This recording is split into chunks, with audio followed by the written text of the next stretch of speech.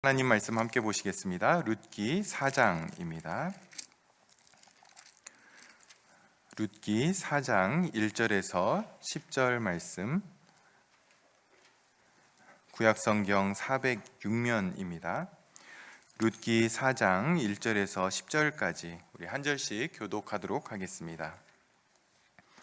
보아스가 성문으로 올라가서 거기 앉아 있더니 마침 보아스가 말하던 기업 물을 자가 지나가는지라. 보아스가 그에게 이르되 아무개여 이리로 와서 앉으라 하니 그가 와서 앉으매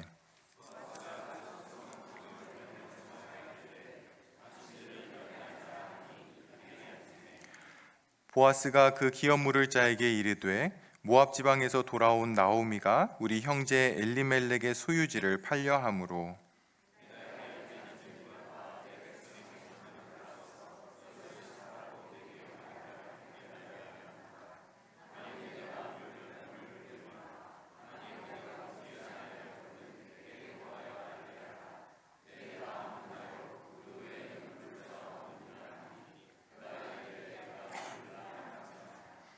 보아스가 이르되 내가 나오미의 손에서 그 밭을 사는 날에 곧 죽은 자의 아내 모압 여인 룻에게서 사서 그 죽은 자의 기업을 그의 이름으로 세워야 할지니라 하니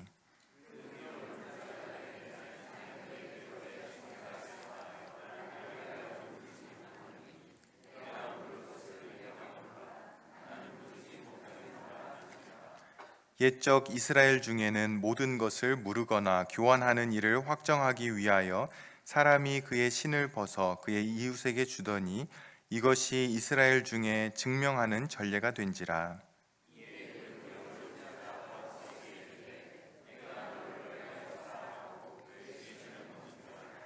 보아스가 장로들과 모든 백성에게 이르되 내가 엘리멜렉과 기륜과 말론에게 있던 모든 것을 나오미의 손에서 산 일에 너희가 오늘 증인이 되었고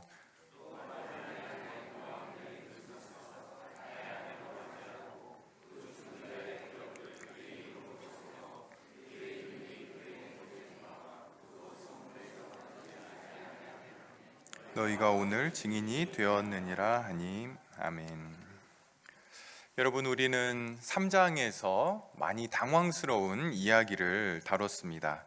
룻이 한밤중에 보아스를 찾아가서 발치 이불을 들고 들어가서 청혼을 했죠. 룻이 나이 많은 보아스에게 청혼을 하고 또 보아스는 그 청혼을 받고 굉장히 기뻐했지만 보아스는 그 청혼을 그 자리에서 받아들이지를 않았습니다. 왜냐하면 보아스보다 더 가까운 기업 물을 자의 책임을 가진 친족이 있었기 때문에 그렇습니다.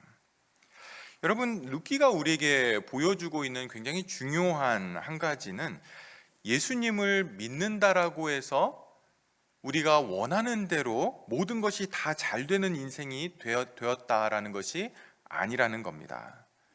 사실 룻기를 보면 뭔가 일이 좀 되어가는 것 같은데 장애물이 생기고 뭔가 조금 더 진행되는 것 같은데 또다시 어려움이 생기는 상황 속으로 들어가고 있습니다. 1장을 시작하면서 나오미와 룻은 굉장히 암울하게 시작을 하죠. 정말 답이 없는 그러한 삶이었습니다. 남편, 아들들 다 죽고 자녀도 없고 그렇게 룻기가 시작이 되죠. 하나님께서 은혜를 베푸셨다라는 소문을 듣고 베들레헴으로 돌아왔는데 그 모습은 정말 패배자로서 하나님의 손이 나를 치셨다라고 말하는 게 이상하지 않을 정도로 그렇게 어려운 상황이었습니다. 2장에 들어가서 룻은 이삭 줍기를 하면서 기업 물을 자의 중에 하나였던 보아스의 밭에 이르게 되고 또 보아스를 만나게 되고 나오미는 그 사건을 통해서 하나님의 섭리가 여전히 나의 삶 가운데 함께 있구나라고 생각하면서 믿음으로 대범하고 담대한 계획을 세우죠. 룻도 말씀에 따라서 말씀을 믿고 그 말씀에 순종해서 보아스에게 접근하고 청혼도 했고 모든 게 다 잘 되어가는 것 같았습니다. 그런데 어떻습니까? 보아스보다 더 우선순위를 가진 기업 물을 자가 있었던 거죠. 정말 힘이 빠지고 실망하고 낙심할 만한 그러한 상황입니다. 여러분, 이 룻기는 우리에게 결론까지 한꺼번에 다 보여주는 그러한 책입니다.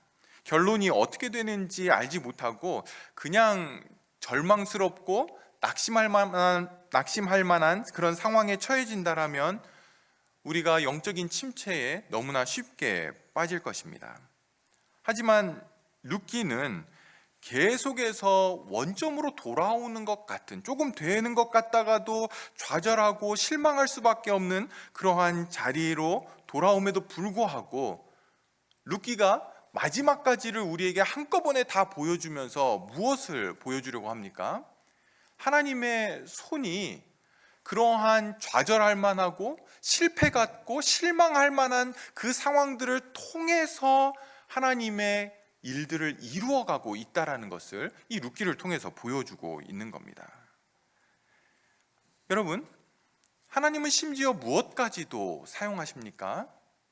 하나님은 죄까지도 사용하시는 그런 분이십니다. 나오미가 약속의 땅을 떠난 것, 죄죠. 자기 집안에 이방인 며느리들을 들인 것, 율법이 금하고 있는 죄입니다. 그런데 여러분, 하나님은 어떻습니까? 하나님은 그 죄들을 통해서 이방인 룻을 하나님의 백성 안으로 부르시고 더 나아가서 다윗과 예수 그리스도의 족보에 들어가게 하십니다.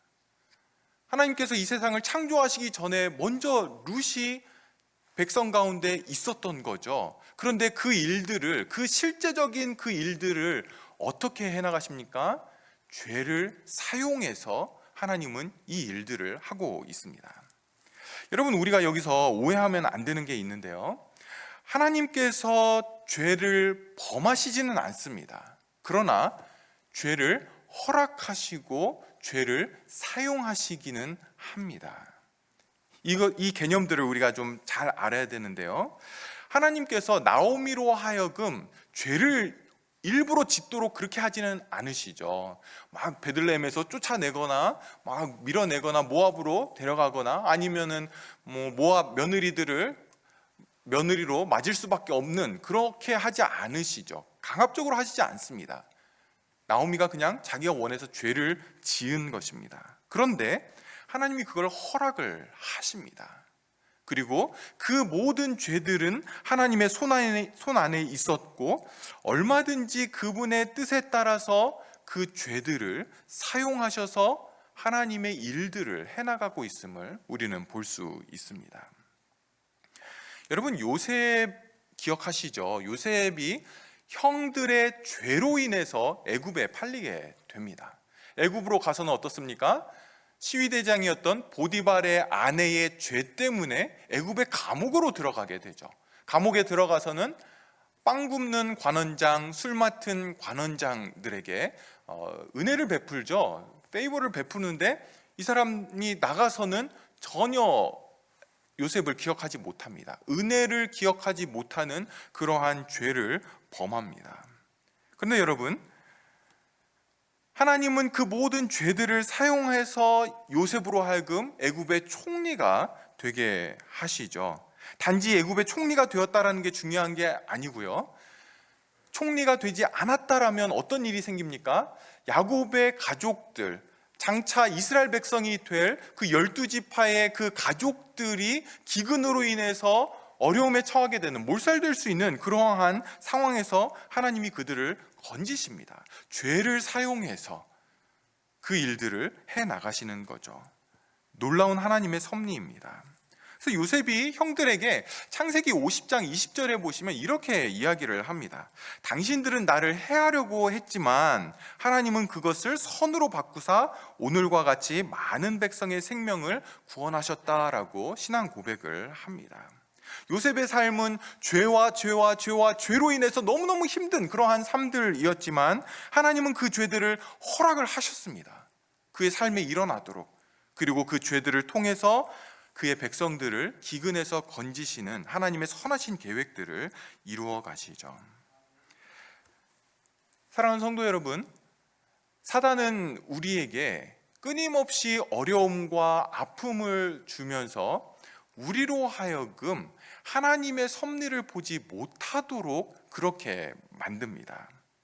그러나 그러한 어려움과 고난과 시험이 우리에게 올 때에 좌절하거나 낙심하고 자기 연민에 빠지면 안 되죠. 대신 우리는 사단에게 선포해야 됩니다. 사단아, 네가 나를 힘들게 하고 우리 가족들을 병에 걸리게 하고 또 나에게 사람과의 관계 속에서 경제적으로 비즈니스에서 여러 문제들이 나에게 주어지고 네가 나에게 시험거리를 주지만 잘 들어, 너는 나를 해하려고 했지만 나의 하나님은 이 모든 것을 선으로 바꾸시는 하나님이야.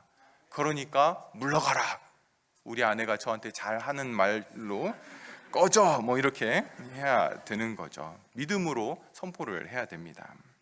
여러분, 시험이 올 때에 그 시험거리를 붙들고 시험거리만 계속 이렇게 곱씹으면서 더 깊은 시험으로 들어가면 안 됩니다. 끊어야죠. 끊고 어떻게 해야 됩니까? 룻기를 기억하셔야 됩니다. 하나님께서 가장 최악의 것들, 심지어 죄까지 사용해서 그분의 일들을 이루어 가시는 분이 나의 하나님임을 기억해야 되는 거죠. 그 하나님이 여전히 나의 하나님이시고 오늘 나의 삶 가운데서도 섭리하고 있음을 믿음으로 붙들어야 됩니다. 여러분, 하나님께서 우리를 향한 그분의 마음은 십자가 위에서 다 보여주셨습니다. 우리가 다시 복음으로 들어가서 더 깊이 복음으로 들어가서 우리의 어려움과 아픔과 슬픔을 그 관점에서, 믿음의 관점에서, 하나님이 우리를 향해 가지고 계신 그 마음의 관점에서 그 어려움들을 볼 수 있어야 됩니다. 여러분, 보아스는 다음 날 아침에 이제 이 문제를 해결하기 위해서 일을 시작을 합니다. 1절에 보시면 성문에 올라가서 거기에 앉죠. 이 당시에 성문의 1차적인 기능은 성을 적들로부터 방어하는 그 역할을 했습니다. 성문 위에 망대가 있었죠. 적군이 오는지 안 오는지 볼 수 있는 망대가 있었고, 또 성곽 수비대의 방들이 성문 근처에 다 있었습니다. 뿐만 아니라 이 성문에 2차적인 기능이 있었는데요. 그것은 시민들이 모이는 광장과 같은 역할을 이 성문이 했습니다. 여러분, 우리나라도 뭐 서울 사대문 이런 문들에 사람들이 많이 지나다니면서 시장이 거기에 형성이 되고 또 사람들이 거기에 많이 모이는 그 역할들을 했죠. 마찬가지로 이 당시에 성문 역시 사람들이 많이 드나들면서 그곳에 광장이 생겼고요. 그러면서 왕이 조서를 내리거나 어명을 내릴 때, 방을 붙일 때 성문에다가 이렇게 붙이기도 했고요. 뿐만 아니라 이 성문이 있는 곳에 사람들이 많이 모였기 때문에 여기에서 오피셜한 모든 민사, 형사 그런 재판들이 여기에서 열리게 되었습니다. 여러분, 이 보아스가 지금 어디에 가서 앉아 있습니까? 성문에 올라가서 앉아 있다라고 그렇게 이야기를 하죠. 이것은 보아스의 지위가 상당히 높았음을 우리에게 보여줍니다. 베들레헴에서 유지였던 거죠. 사실 성경이 이 보아스를 처음 우리에게 소개할 때도 유력한 자라고 이렇게 소개를 합니다. 단순히 경제적으로 뿐만 아니라 사회적인 지위도 굉장히 높았습니다. 이 보아스가 성문 위에 올라가서 앉았다, 모든 사람이 볼 수 있는 그 자리에 앉았다라고 하는 것은 이제 곧 뭔가 오피셜한 일이 진행될 것을 예고하고 있는 겁니다. 다시 말해서 보아스는 지금 그 성문에 올라가서 공식적인 재판을 열겠다고 또는 열어달라고 요청을 하고 있는 겁니다. 그때 마침 보아스보다 더 우선권을 가진 이 기업 물을자가 지나가게 됩니다. 여러분, 1절 중간에 보시면 마침 보아스가 말하던 기업 물을자가 지나갔다라고 이야기를 하죠. 우리가 룻기에서 계속 보고 있죠. 룻이 우연히 보아스의 밭에 이르렀고 그때 때마침 보아스가 밭으로 왔고 여기서도 또 마침 기업 물을 자가 지나가고 있습니다. 하나님의 섭리죠. 보이지 않는, 사람의 눈으로는 보이지 않지만 하나님의 섭리가 계속 이 일들 가운데 이 일들을 진행시키고 있는 겁니다. 보아스는 이 우선순위를 가진 이 친족에게 너도 여기 올라와서 앉으라라고 이야기를 합니다. 그리고는 이 재판의 증인이 될 장로 10명을 초청해서 앉게 합니다. 공적인 재판이 이제 시작이 되는 거죠. 여러분, 보아스는 유력한 사람이었기 때문에, 지위가 높고 또 부자였기 때문에 얼마든지 이 일들을 은밀하게 사람들이 알지 못하도록 자기 손에서 얼마든지 처리할 수 있었지만 그렇게 하지 않죠. 공개적으로 율법이 정하고 있는 절차에 따라서 모든 사람들이 보는 앞에서 이 문제를 지금 처리를 하고 있습니다. 어떤 면에서는 사실 룻과의 이 문제는 자기 손에 다 들어와 있습니다. 룻의 마음도 확인했고 자기도 자기의 마음을 전했고 이 문제를 감당할 지위와 물질도 다 가지고 있습니다. 그런데 보아스는 절대로 자기의 욕심과 욕망에 따라 자기의 방법을 따르지 않고 율법이 정하고 있는 방법과 순서에 따라서 먼저 우선권을 가진 사람이 선택할 수 있도록 공개적인 기회를 주고 있죠. 여러분, 왜 보아스가 문제를 이렇게 다루고 있습니까? 너무 융통성이 없는 것 아닙니까? 머리를 좀 굴려서 이런 때는 굳이 그렇게 할 필요 없이 그냥 네 선에서 좀 잘 해결하고 끝내라 이러고 싶은데 그렇게 하지 않죠. 왜 그렇습니까? 보아스가 이 일들을 진행하면서 그의 마음에 있었던 것이 있습니다. 그게 무엇이었냐면 하나님을 두려워하는 마음이 있었던 거죠. 그리고 내 방법보다, 내 지혜보다, 내 지식보다, 내가 생각해낸 경험, 내가 생각하는 것보다, 내 경험들보다 훨씬 지혜로우신 하나님의 방법이 옳다라고 하는 겸손함이 있었습니다.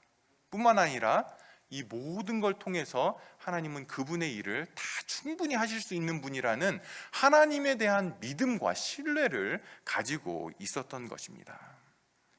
그렇기 때문에 이 일들을 이렇게 공개적으로 문제를 다룰 수 있었던 거죠.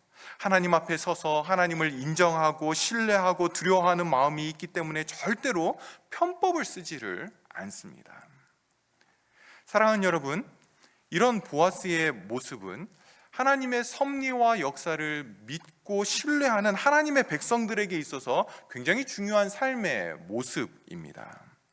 우리가 아무리 원하고 모든 것이 다 가능해 보여도 하나님이 원하시는 방법으로 주시지 않는다면 얻지 않으려는 분명한 결단이 있어야 되는 것이죠. 그것이 아무리 영적인 것이고 아무리 믿음에 대한 것이고 아무리 교회를 위한 것이라고 해도 성도는 이 땅을 살아가면서 하나님이 원하시는 방법으로 주시지 않는 것을 얻으려는 욕심을 내려놓아야 됩니다.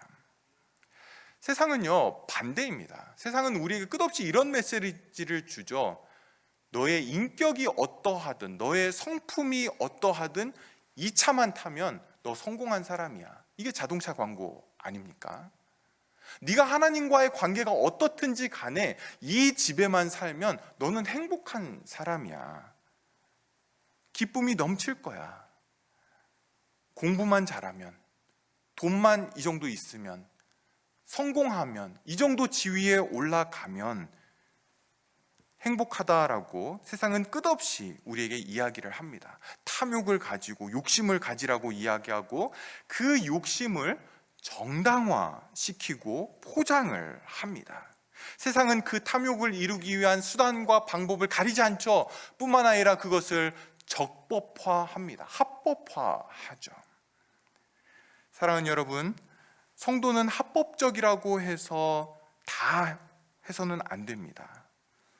우리는 이 땅의 법에 따라 살아가는 자들이 아니고요, 하나님의 말씀을 기준으로 하나님을 기쁘시게 하기 위해서 살아가는 자들입니다. 여러분, 우리 안에 그런 욕심이 생길 때에 오늘 본문에 있는 보아스처럼 하나님의 손길, 하나님의 역사를 기대하는 사람들이 어떻게 살았는지를 우리는 꼭 기억을 해야 됩니다. 마음의 소원이 있지만 그 소원이 하나님의 방법으로 주어지지 않을 때는 얻으려고 하지 않았다라는 거죠. 손에 다 주어졌음에도 불구하고 그냥 움켜잡으면 되는데도 불구하고 하나님이 정하고 있는 말씀의 절차가 아니면 행하려고 하지 않고 있습니다. 여러분, 이런 면에서 성도는요, 그냥 도덕적인 사람들이 아닙니다. 단순히 정직한 사람들이 아니고요. 성도는 하나님 앞에서 살아가는 자들입니다. 하나님 앞에서 거리낌이 없는 그러한 삶을 살아가는 자들이죠. 여러분, 16세기에 종교 개혁을 했던 우리의 신앙의 선배들이 강력하게 주장했던 것이 있는데요, 코람데오라는 것입니다. 이 코람데오는 하나님 앞에서라고 하는 뜻인데요, Before the face of God 이라고 하는 의미를 가지고 있습니다. 그러니까 종교개혁이 일어나기 전에 중세시대, 사실 중세시대는 다 모든 게 다 기독교 국가라고 그렇게 이야기하는 시대였지만 기독교가 너무너무 타락했죠. 성도들이 하나님 앞에 서 있지 않고 그냥 그 제도에 어떻게 순응하면 살 수 있을까, 그런 것만 고민하던 시대였습니다. 그런데 우리의 신앙의 선배들은 그러한 시대의 성도는 하나님 앞에 서 있음을 기억하고 삶을 살아야 된다라고 외쳤던 거죠. 우리는 사람들을 굉장히 의식하며 살아갑니다. 한국 사람들의 주특기 중에 하나죠. 내가 나를 어떻게 생각하는 것보다 남이 나를 어떻게 생각하는가가 훨씬 더 중요한 사람들 중에 하나입니다. 남이 뭐라고 하는지 너무 신경을 쓰죠. 물론 다른 사람들 신경 전혀 쓰지 않고 살아야 된다, 그런 이야기를 하는 것이 아닙니다. 그러나 우리의 모든 것들이 다른 사람들의 기준에 맞춰서 살아가는 것이라면, 다른 사람들의 눈에 드는 것이라면 그것은 건강한 성도의 모습이 아닙니다. 건강한 성도는요, 다른 사람들이 아니라 하나님이 뭐라고 하시는지 신전의식, 하나님 앞에서 코람데오의 의식을 가지고 삶을 살아가는 자들입니다. 매 순간 날마다 내가 하나님 앞에 서 있음을 기억하고, 뭔가를 결정할 때 내가 하나님 앞에 있고 하나님이 나를 보고 계심을 알고, 하나님이 나를 어떻게 평가할지, 하나님이 나를 어떻게 여기실지가 기준이 되는 그런 삶을 살아야 됩니다. 그래서 성도는 일상의 삶과 교회에서 삶이 분리되지 않습니다. 교회에서 삶과 주중의 삶이 다르지 않다라는 거죠. 왜냐하면 어디서든 하나님 앞에서 살기 때문에 그렇습니다. 여러분, 제가 미국에서 공부할 때에 청소년 기독교 교육을 공부를 했는데요, 모든 교회들, 이거는 한국 교회뿐만이 아니라 서구 교회들까지 다 합쳐서 모든 교회에서 청소년 교육의 가장 큰 이슈는 아이들이 왜 대학에 들어가면서 교회를 떠나고 신앙을 떠나는가 하는 것입니다. 지금도 여전히 이 문제는 청소년 사역에 있어서 가장 큰 화두입니다. 그때 공부하면서 연구조사에 의하면 기독교 신앙을 가지고 있는 가정에서 자란 아이들이 신앙의 회의를 갖는 가장 큰 이유는요, 부모가 교회에서의 모습과 가정에서의 모습이 다르다라는 겁니다. 교회에서 엄마 아빠의 모습과 집에서 엄마 아빠의 모습이 다를 때에 아이들은 어떻게 생각하냐면, 이 신앙은 가짜구나, 남들 앞에 보이기 위한 신앙이구나, 진리가 아니구나. 그리고 혼자 신앙생활의 여부를 결정할 수 있을 때에 가짜 신앙을 떠나가게 되는 거죠. 여러분, 왜 교회에서의 모습과 가정에서의 모습 또는 주중의 삶의 모습이 달라집니까? 우리가 사람들의 이목만 신경 쓰기 때문에 그런 거죠. 코람데오, 하나님 앞에서 사는 성도들은 교회에서의 모습과 가정, 세상에서의 모습이 다를 수가 없습니다. 물론 완벽하게 산다, 그런 이야기를 하는 것이 아닙니다. 하나님 앞에 살기 때문에 언제나 겸손할 수밖에 없고 언제나 내가 죄인이라는 것을 아는 거죠. 그런데 그때에 회개하고 안타까워하고 마음 아파하는 이 일들이 반드시 있게 되는 겁니다. 일관된 삶을 우리의 왕이 되시는 하나님 앞에 사는 것입니다. 사사시대, 모두가 다 자기 소견에 오른 대로 살아가던 시대죠. 그런데 이 보아스는 자기 소견에 오른 대로 이 일들을 행하지 않고 하나님의 소견에 오른 대로 이 일들을 다루고 있습니다. 하나님의 말씀 때문에 돌아가고 있는 거죠. 쉽게 가지 않고 먼 길로 돌아가고 있습니다. 그런데 성도 여러분, 세상과 사회는 성도들이 그렇게 사는 모습을 볼 때에 영적으로 살아나게 됩니다. 하나님 앞에서 살기 때문에 손해를 감수하는 성도들을 봐야 세상 가운데 참된 빛이 비치게 되는 것이죠. 사랑하는 여러분, 하나님과 그분의 말씀 때문에 돌아가는 것을 여러분 주저하지 마십시오. 그것은 이 세대를 살리고 여러분의 자녀들을 살리고 여러분을 살리는 길입니다. 세상이 말하는 빠른 길로 가는 것이 아니라 말씀에 따라 돌아서 가고 늦게 가는 것이 너무나 중요한 거죠. 여러분, 그런 순간이 왔을 때 여러분은 이 기독교 신앙, 내가 믿고 있는 이 기독교 신앙, 내가 믿고 있는 이 하나님이 진짜라는 것을 보여줄 수 있는 절호의 기회를 잡는 것입니다. 여러분에게, 여러분의 자녀들에게, 여러분의 가족들에게, 여러분을 지켜보고 있는 수많은 사람들에게 기독교 신앙이 진짜야 언제 보여줍니까? 말씀 때문에 손해를 봐야 되는 그 순간, 그때가 기회인 거죠. 호람되어 하나님 앞에 서서 결정을 해야 됩니다. 여러분, 보아스가 이렇게 공식적인 재판을 열고는 자기보다 우선권을 가진 친족에게 요구를 하죠. 3절부터 보십시오. 보아스가 그 기업 물을 자에게 이르되 모압 지방에서 돌아온 나오미가 우리 형제 엘리멜렉의 소유지를 팔려 함으로 내가 여기 앉은 이들과 내 백성의 장로들 앞에서 그것을 사라고 내게 말하여 알게 하려 하였노라. 만일 내가 물으려면 물으려니와 만일 내가 물으지 아니하려거든 내게 구하여 알게 하라. 내 다음은 나요 그 외에는 물을 자가 없느니라. 여러분, 보아스가 기업 물을 이 친족에게 엘리멜렉의 소유지를 지금 나오미가 팔려고 하는데 그것을 사서 기업을 물으라라고 요구를 합니다. 여기 나오미가 소유지를 팔려고 한다라고 할 때에 이것은 아마도 엘리멜렉이 모압으로 이주하면서 자기의 소유를 다 정리할 때에 자기에게 주어졌던 그 땅의 그 사용권을 돈을 받고 누군가에게 줬던 것 같습니다. 그런데 나오미가 돌아와서 그것을 돈을 다시 주고 다시 가져와야 되는데, 그 권리를 가져와야 되는데 돈이 없는 거죠. 그래서 기업 물을 자가 돈을 지불하고 땅의 사용권을 나오미에게 돌려줘야 했습니다. 여러분, 이 이야기를 들은 기업 물을 자가 뭐라고 대답을 합니까? 내가 그거 기업 물을게 라고 대답을 합니다. 보아스가 가슴이 철렁했겠죠. 이렇게 가면 안 되는데, 그 돈 많이 드는 건데, 이렇게 생각을 했어야 됩니다. 그런데 기업을 물을 때에 땅만의 문제는 아니었던 겁니다. 보아스가 좀 더 이제 마음을 가다듬고 차근차근 설명을 하죠. 기업 물은다는 것은 하면서 이게 뭐냐면 룻이 있었던 겁니다. 룻을 아내로 맞이해서 아들을 낳아서 그 가문의 이름을 이어야 한다라고 이야기를 해줍니다. 여러분, 기업 물을 자가 여기까지 듣고는 갑자기 태도가 바뀌게 됩니다. 그러면 나 안 할래. 나 이거 못 하겠어. 감당할 수 없다라고 이야기를 합니다.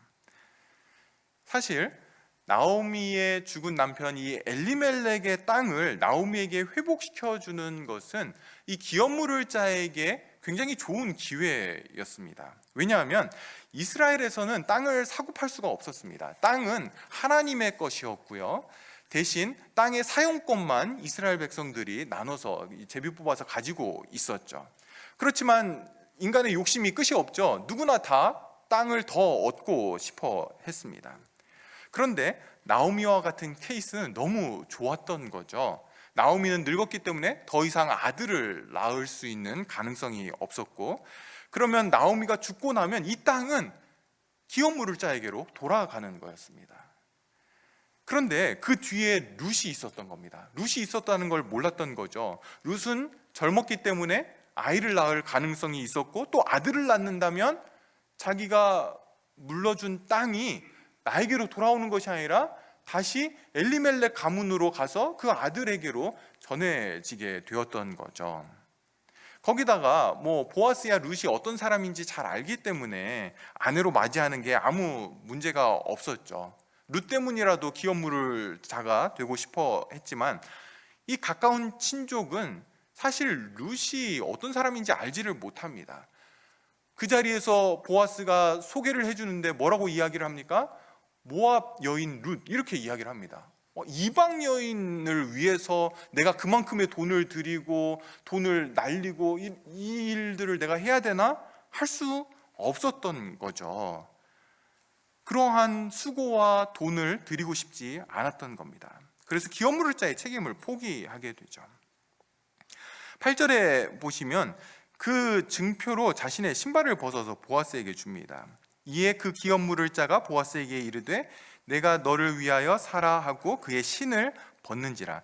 여러분, 이 당시 신은 자기의 권리를 나타내는 것이었습니다. 그러니까 전쟁에 포로로 잡히거나 노예들은요 신발을 벗겼는데 그 의미가 뭐였냐면 너 자신에 대한 권리가 너에게 있지 않다라는 것을 나타내는 것이었습니다. 여러분, 이 사람도 자기의 신을 벗어서 주죠. 한국말로 하면 발을 빼겠다라고 하는 의미입니다. 그 신을 보아스에게 주고 보아스는 그 신발과 또 거기에 있는 10명의 장로들 또 거기에 모여있는 사람들을 증인 삼아서 자신이 기업 물을 자의 책임을 이제 넘겨받았고 자기가 그 기업 물을 자의 책임을 이행하겠다라고 이야기를 합니다. 성도 여러분, 이 기업 물을 자는 이 가까운 친족은 왜 이 권리를 포기했습니까? 6절에 한번 보십시오. 6절에 보시면 그 기업 물을 자가 이르되 나는 내 기업에 손해가 있을까 하여 나를 위하여 물으지 못하노니. 여러분, 이 사람의 관심은 자기 기업, 자기 재산이었습니다.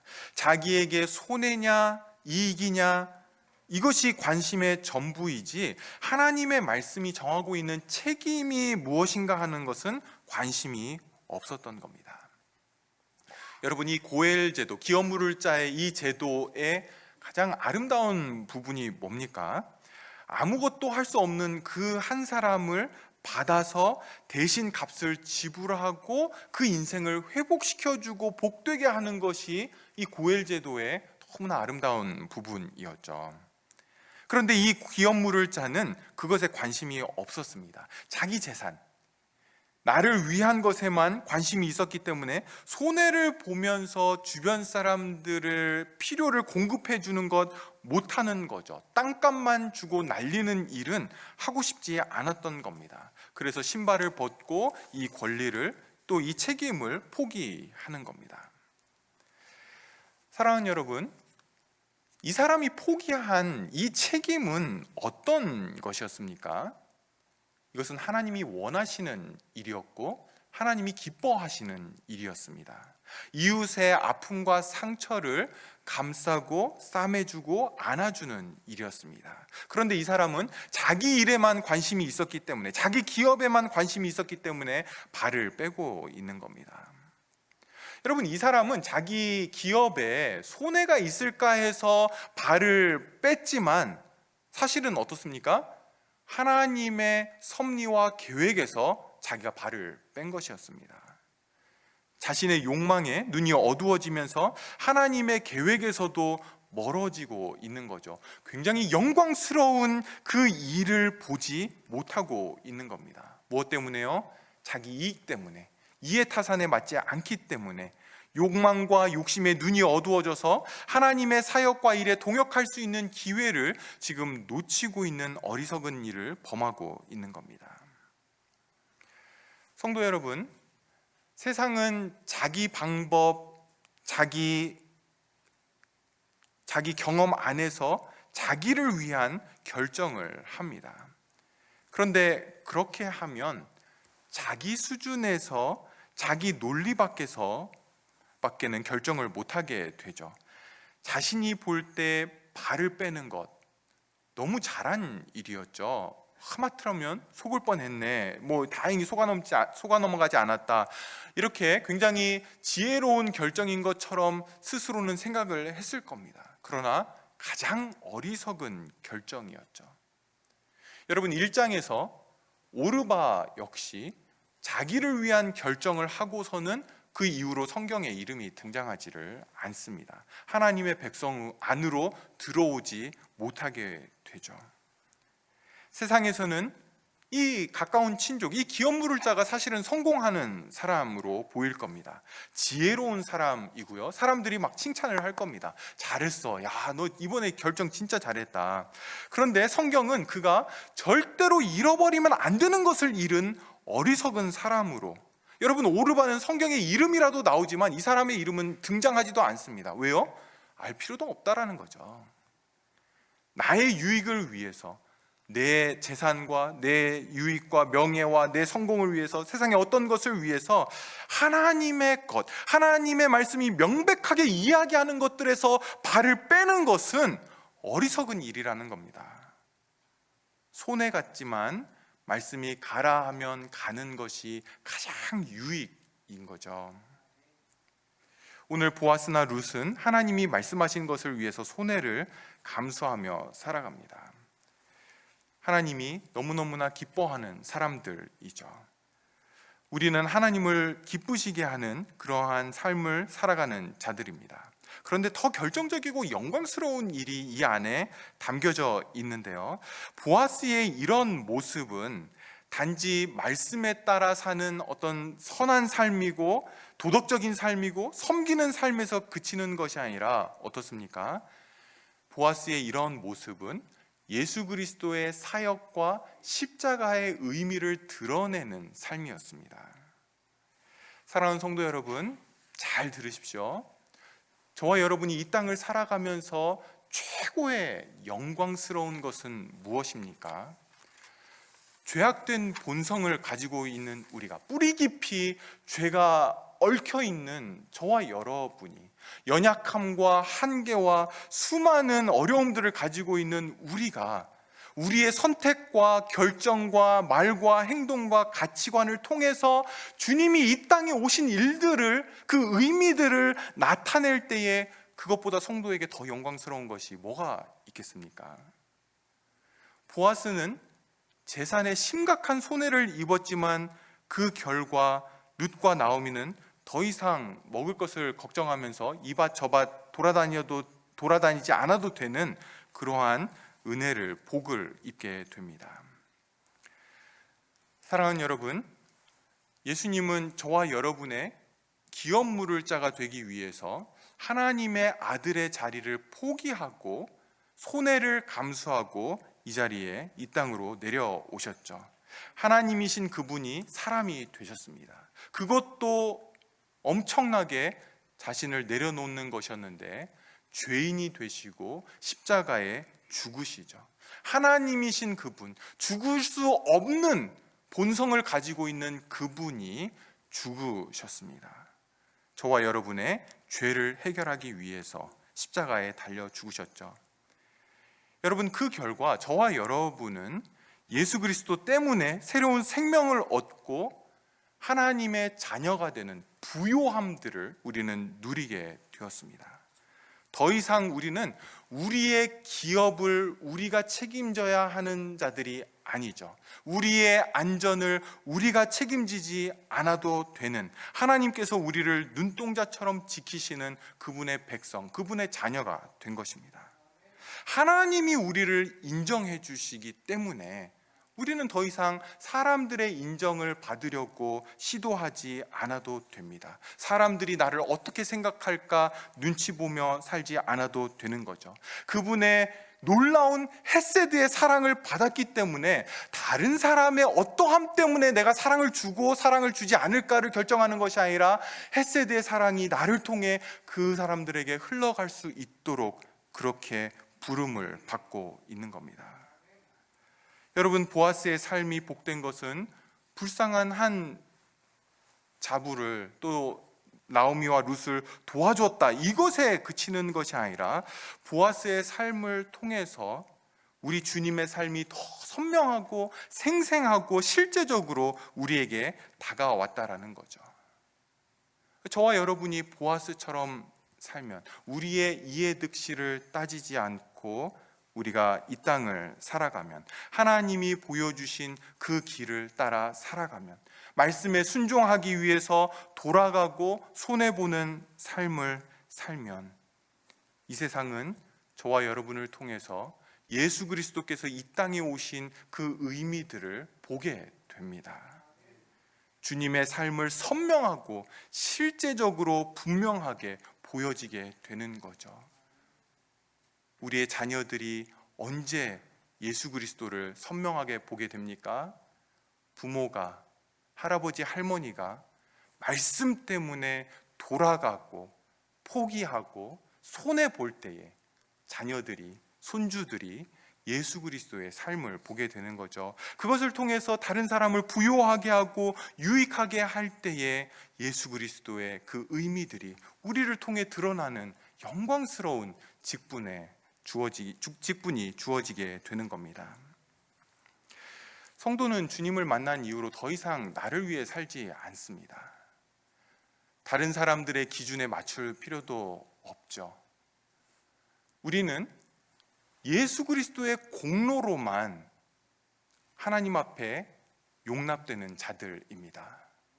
우리가 어떻게 했느냐가 아니고요, 오직 하나, 예수 그리스도께서 십자가의 죽으심으로 인해서 우리는 하나님께 용납받은 자들입니다. 더 이상 내 유익을 위해서, 내 안전을 위해서, 나의 이익을 위해서 살지 않아도 되는 자리에 부름을 받은 거죠.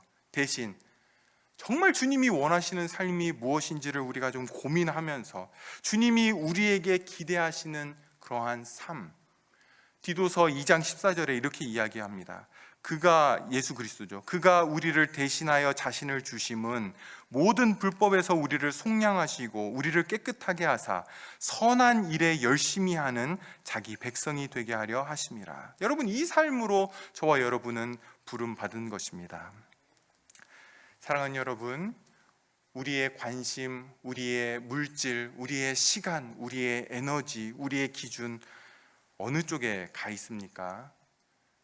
우리 옆에 두신 그 영혼들, 이웃들의 그 필요를 돌아보고 그들의 어려움이 나의 기도 제목이 되고 나의 아픔이 되고 주님이 원하시는 그러한 선한 일에 열심히 하는 그분의 참된 백성의 모습을 드러내는 저와 여러분의 복된 삶 되기를 주님의 이름으로 축원합니다.